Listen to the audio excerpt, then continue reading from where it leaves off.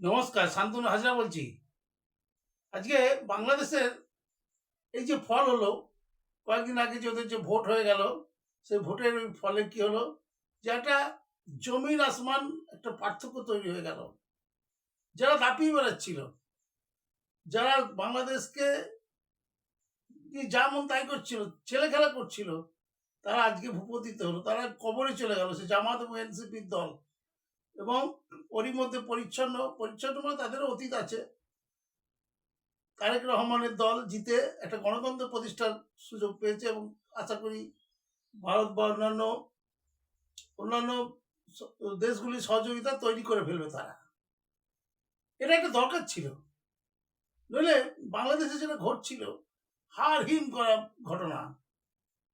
মানুষের বাঙালি হয়ে জন্মালে তাতে রবীন্দ্রনাথের চেতনায় জন্মগ্রহণ করে তারা। সবার হৃদয় রবীন্দ্রনাথ, চেতনাতে নজরুল, এই কথাগুলো তারা মেনে নেয়। এই কথাগুলো মেনেই চলেছে এতদিন ধরে। বাঙালিরা গর্ব করে বা বহির্বিশ্বে গর্ব করে তাদের রবীন্দ্রনাথকে নিয়ে। তা সেই রবীন্দ্রনাথের উপরে আঘাত এসেছে। বাংলাদেশে দুটি দল এক হয়েছিল, একটা হচ্ছে জামাত, যারা মূলত র্যাডিক্যাল, যারা মুসলমান সাম্প্রদায়িকতা নিয়ে থাকে, মহিলাদের হস্তক্ষেপ, স্বাধীনতার হস্তক্ষেপ করে। আর ছিল ভই পরে এনসিপি, কতগুলো চ্যাংরা উঠতি ছেলে, যারা এই বাংলাদেশটাকে এতদিন ধরে নেতৃত্ব দিল। এতদিন মানে গত 1.5 বছর ধরে এই এই এই এনসিপির এই চ্যাংরাগুলোর জন্য এই ঘাল ঘটলো। জামাত হতে পারে র্যাডিক্যাল দল, কিন্তু জামাত কিন্তু একটা একটা অভিজ্ঞ সম্পন্ন পুরনো দল। তারা চায় না যে এইভাবে প্রথম আলো, ডেলি স্টার, উদিচি, বিভিন্ন মাজারগুলি যেভাবে পুড়িয়ে দিচ্ছিল, ধ্বংস করে দিচ্ছিল এই জনতা, সেটা ওরা চায়নি। চায়নি বাংলাদেশের মানুষ।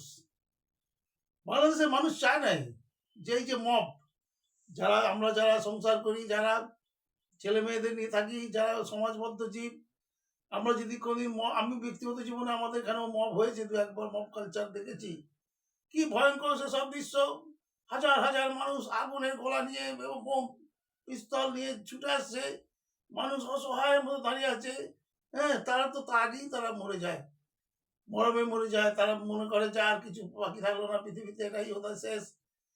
তারা একটা বিরাট মব, হাজার হাজার মানুষ আগুন নিয়ে ছুটে আসে, অস্ত্র নিয়ে ছুটে আসে।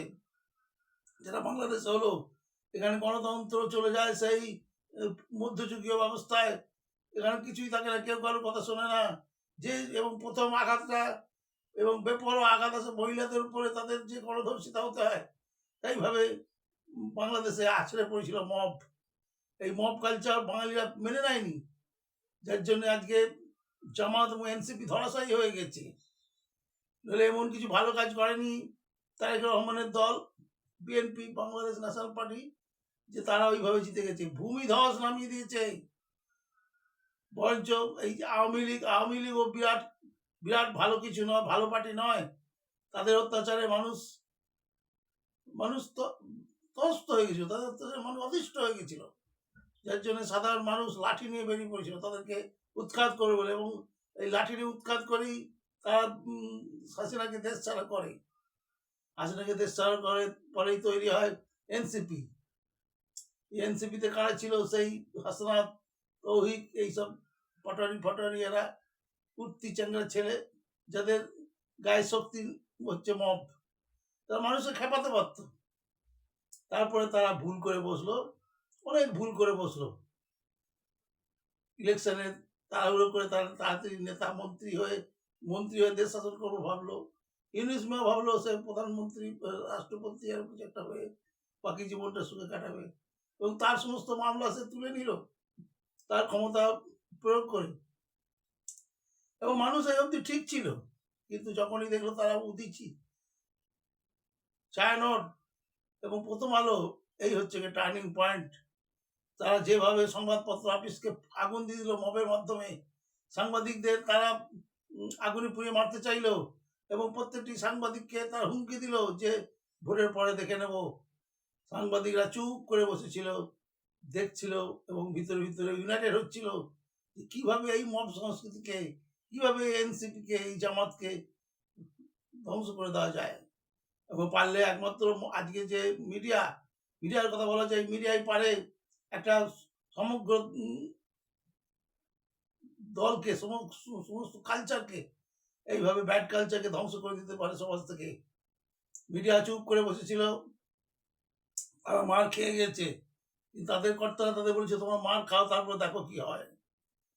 তারপরে তারা 11 তারিখ রাত্রিবেলা থেকে তারা শুরু করলো তাদের তাদের লড়াই, এবং মানুষকে পরিষ্কার বুঝিয়ে দিল যে এই মব কালচার থাকলে প্রত্যেকটি মানুষ বিব্রত হবে, প্রত্যেকটি মানুষ মরবে, এবং এবং এই ভয়ঙ্করভাবে তারা এই জামাত এবং এনসিপির বিরুদ্ধে মানুষকে খেপিয়ে দিল। মানুষ এনসিপি জামাতকে এত পছন্দ করলো না, তারা সোজা গিয়ে বিএনপিকে ভোট দিয়ে দিল। হাজারে হাজারে, লাখে লাখে, কোটিতে কোটিতে, লক্ষে লক্ষে তারা ভোট দিল তারেক রহমানের দলকে। যে যাই হোক, মব দল আসবে না, পুলিশ আসবে, এরপরে মিলিটারিরা থাকবে, মানুষ, সাধারণ মানুষ খেয়ে পড়ে বেঁচে থাকবে, এটাই তো চায় বিশ্বের মানুষ। সবাই চায় যে খেয়ে পড়ে বেঁচে থাকবো, সংসার জীবন নিয়ে তারা সুখে থাকতে চায়, সংসারই তারা থাকতে চায়। এবং এখন যা জানা গেছে যে এনসিপি সমস্ত নেতারা, ওই উঠতি চাংড়া ছেলেরা, তাদের মধ্যে বেশিরভাগই এখন বিদেশে যাওয়ার টিকিট খুঁজছে। অলরেডি 2 জন চলে গেছে, একজন চায়না বিমানে গেছে, একজন গেছে এমিরেটাসের বিমানে, পালিয়ে গেছে।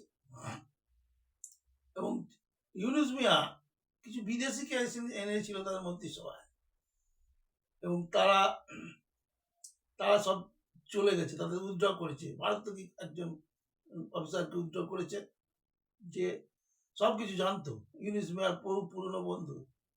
এইভাবে একটা সুস্থ দেশে বিদেশিদের একদম অভ্যন্তরীণ বিষয়ে একদম তাদেরকে কর্মকর্তা করে রেখে দিল ইউনিস যে কত বড় ভয়ঙ্কর একটা লোক, সেটা এইবার আস্তে আস্তে পোল খুলবে। কারণ এই যে জামাত কিন্তু আগে তার অতীত খারাপ ঠিকই, জামাত কিন্তু এই মব কালচার, এই ছাত্র নেতাদের সঙ্গে অংশীদারিত্ব চায়নি। এবং জামাত কিন্তু জিতে যেতে পারতে পারে যদি ওই এনসিপির দল যদি ওর সঙ্গে না থাকতো, সেক্ষেত্রে আরো খারাপ জায়গায় যেত বাংলাদেশটা ঠিকই। কারণ তারা মহিলাদের, বিশেষত মহিলাদের প্রতি তারা বড্ড রুষ্ট, মহিলাদের অন্ধকারে রেখে দিতে চায় এই জামাত শিবির। এটাও মানুষের মনে দোলা দিয়েছে, মানুষকে তুলে বিক্ষুব্ধ করে তুলেছে।